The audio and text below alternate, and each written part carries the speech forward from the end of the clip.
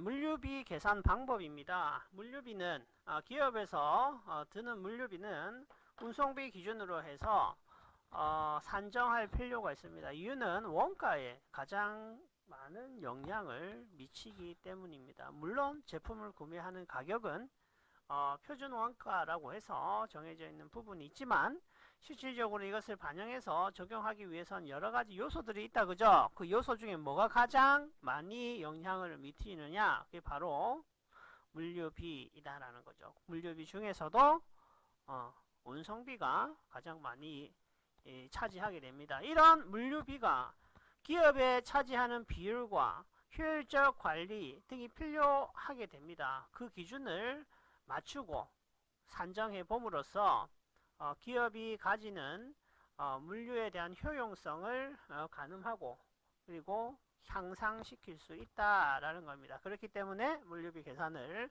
꼭 해보시고 암기하시는 것이 필요하다. 자, 물류비 계산 방법이 있습니다. 다음의 내용은 일반적인 내용입니다. 그래서 그 내용을 한번 쭉 심도 있게 정석으로 읽어보시고요. 암기를 하셔야 돼요. 그래서 다음과 같이 보겠습니다. 물류비 계산 방법. 물류비 계산은 물류비의 실태 파악할 목적으로 계산을 하는 물류비하고 관리 목적으로 계산하는 물류비하고 이 두 가지로 나뉘어서 구분할 수 있다라는 겁니다. 물류비 실태 파악을 위해서는 다음과 같이 세 가지로 나누어서 물류비 계산을 하실 수 있습니다. 영역별, 기능별, 지급 형태별이죠. 자, 기업의 원하는 취향에 따라서 영역이 강세인 부분, 기능이 강세인 부분, 지급 형태가 중요하다라고 하면 그 기준에 따라서 계산을 하시면 되겠습니다.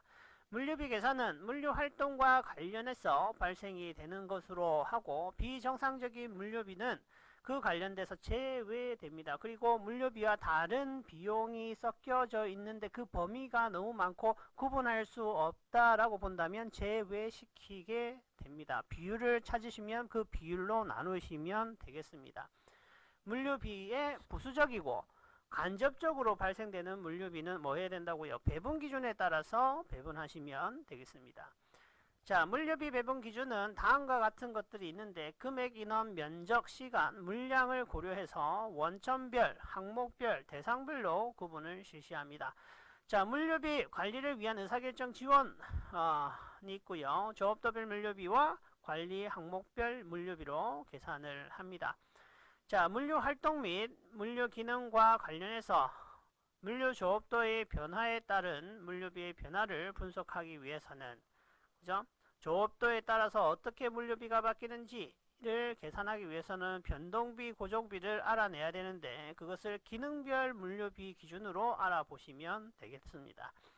자, 그리고 관리 항목별 계산에는 조직별, 지역별, 고객별, 활동별 관리 항목이 나눕니다. 이거는요, 시험이 조금 어렵게 나오면 관리 항목별 계산에 해당되지 않는 것은 무엇입니까? 조직별, 지역별, 고객별, 기능별 이렇게 가는 거예요.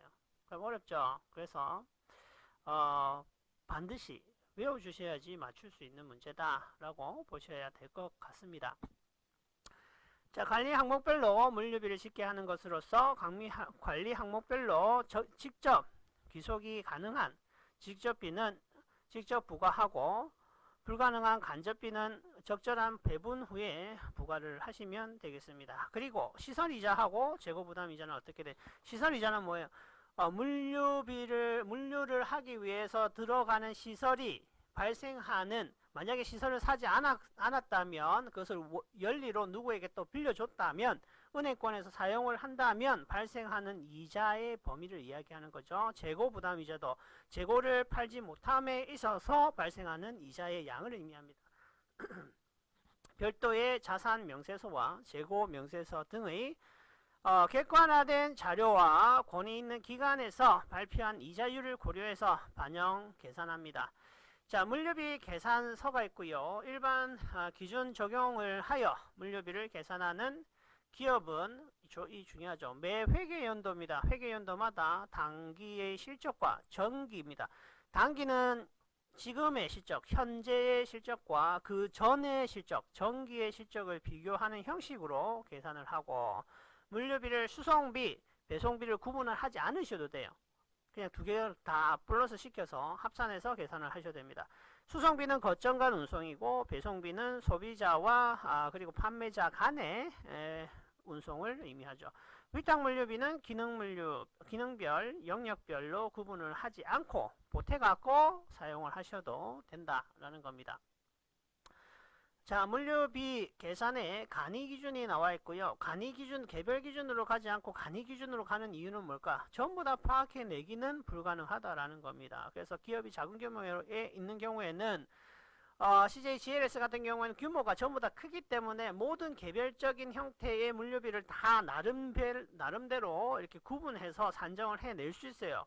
그리고 배분의 법칙에 따라서도 비율별로 다 산정을 해낼 수도 있어요. 그걸 위해서 다 다른 부서가, 물류 부서가 있단 말이죠. 하지만 개별 기업은 그거 있어요, 없어요? 그거 하다가 그 경비가 더 든다 이 말입니다. 그래서 뭐 한다고? 간이 기준에 의한 물류비 계산한다고요. 그리고 개별 기준의 물류비에 대한 실적을 추정할 목적으로 재무회계 방식에 의해서 기존의 회계 장부와 재무제표로부터 기능별 지급 형태별로 계산하는 방법으로 물류원가 계산의 관점에서 보면 재무회계적인 방식에 의한 물류비 계산 방식이다. 그래서 재무회계적 기능별 지급 형태별을 체크하시고요. 암기를 하십니다. 다음 기업의 실정에 따라서 영역별, 조업도별, 관리 항목별로 계산을 할 수도 있겠습니다.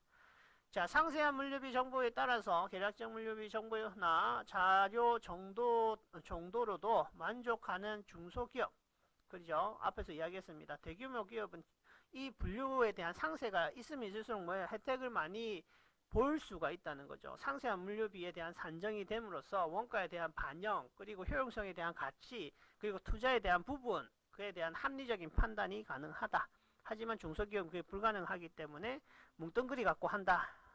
그리고 그 기준이 정확하지는 않겠다라는 것을 추측할 수가 있습니다. 비교적 물류비 관리 수준이 낮거나 물류비 산정의 초기 단계의 기업에서 간이기준 물류비 계산을 하시는 겁니다. 자, 물류비의 분류가 나와 있고요. 실태 파악을 위한 물류비는 기능별, 지급 형태별로, 관리를 위해서 사용되는 것은 조업도별, 관리 항목별로 나누어 주시면 되겠습니다. 기능별 물류비는 다음 각 호로 구분을 하십니다. 요거 머리에 내장을 하십니다.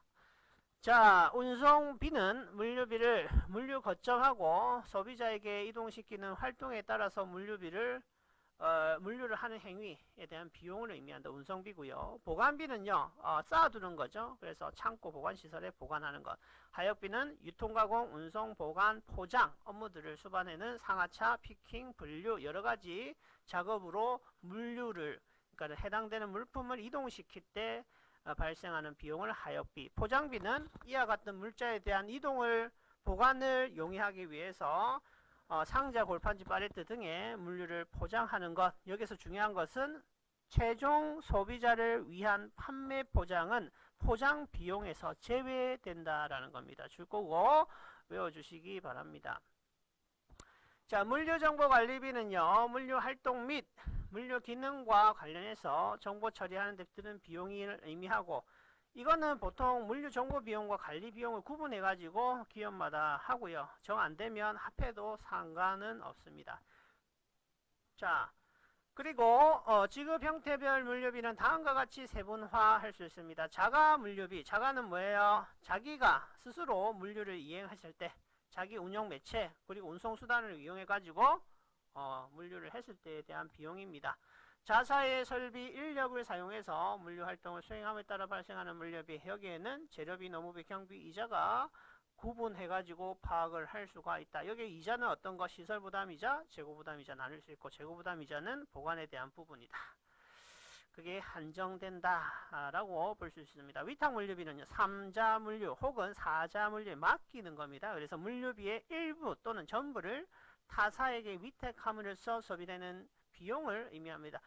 이 비용은 뭐 어떻게 돼요? 자사의 여러가지 물류비를 산정하는 방법보다 어떻게 해요? 가격 기준이 정확하다, 그죠? 그렇기 때문에 산정하기가 용이합니다.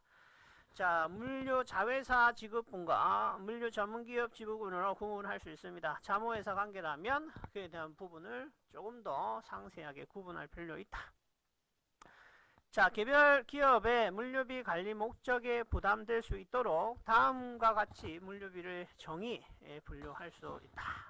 조업도별 물류비.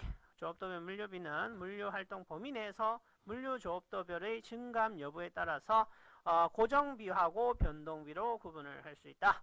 관리 목적 하에서 기회비용 성격으로 시설부담이자 재고부담이자를 고려할 수 있다. 기회비용 성격은 뭐예요? 내가 이것을 금전으로 금액으로 돈으로 가지고 있었다면 발생하는 이득과 상계 처리할 수 있다라는 겁니다. 자, 관리 항목별 구분은 물류비를 보다 상세하게 구분하기 위해서 세목별로 분류하는 건데 거기에는 조직별, 지역별, 고객별, 활동별로 분류하는 방법이 있더라. 자, 물류비의 계산 방법 나오고요. 물류비의 계산 방법은 제조 원가 명세서와 손익계산서의 계정 과목별로 물류비를 계정 과목별로 물류비에 해당하는 금액을 추계하여 계산한다. 추가 계산한다 라고 보시면 되고, 자가 물류비 중에 시설 물류비와 재고부담 물류비 또 나오죠. 재고 원가 명세서 및 손익계산서와는 별개로 계산을 하시고, 자산 명세서와 재고 명세서를 기초로 해서 산정을 할 수가 있게 된다. 자, 물류비 계산서는 어떻게? 간이 기준을 적용해서 물류비를 계산하는 기업은 매 회계 연도입니다. 회계 연도마다 계산서를 작성하며 단기의 실적과 정기의 실적을 비교해가지고 물류비에 대해서 향상된 부분, 전략돼야 되는 부분 등을 계산해낼 수 있고, 개별 기업의 내부 관리 목적으로 사용되는 시설 부담이자, 재고 부담이자는 물류비 계산에서 어떻게 돼요? 생략될 수가 있습니다. 왜? 물류비에서 정확하게 어떤 부분을 차지하고 있는지 명확하게 증빙할 수 없기 때문입니다. 효용성을 높이기 위해서는 어떻게 돼요? 개별적으로 계산을 할 수 있는, 물류비를 계산을 할 수 있는 기업으로 거듭나는 것이 필요하겠다. 자, 이렇게 보시면 물류비 계산 방법 관련된 설명을 다 했고요. 그와 관련된 암기가 따라야 되는 시점입니다. 네, 감사합니다.